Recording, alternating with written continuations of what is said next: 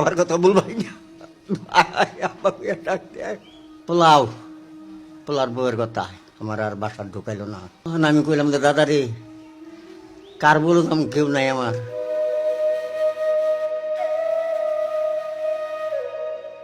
আমার একটা ছেলে এই ডাকাতি থেকে রাখার পর দুটা নাতনি কম্পিউটার চালায়, একটা নাতনি আছে। আমার এই পাশাতে একটা ঘাও, এই ঘাওটা পচা পড়ছে এবং কি রাত্রে বেলা রিক্সাও চালাইছি, ভালো ছিলাম। এই ঘাওটাও তো আমার রাস্তা পোলার গেটের সামনে ফালাই থেকে গেল।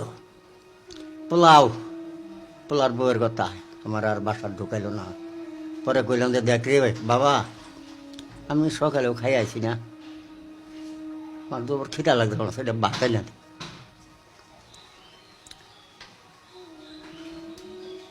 খাওয়াইলো না, না খাওয়াই বাবা একটা লোকে হুইনা হেরা চার চলতে না, চা একটা রুটি না খাওয়াইলো আমার, অর্ধেকটা খাইলাম, পেটও যায় না।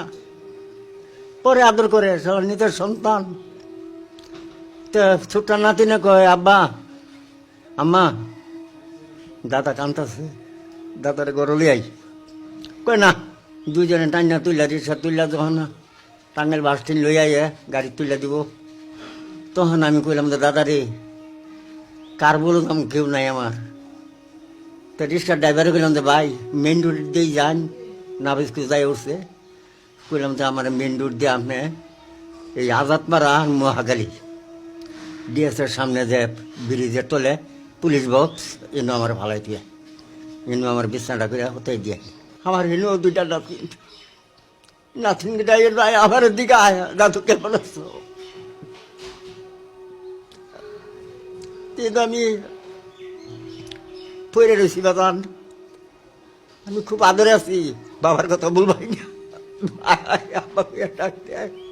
গা খাওয়াইছে, আয় আব্বা কেমন আছে? আর আনন্দ আমার কি আছে কল। আমি দোয়া করি আবার আমার এই পুতরের আল্লাহকে দোয়া বিপদে না ফেলায়। আমি এই কামনাই করি।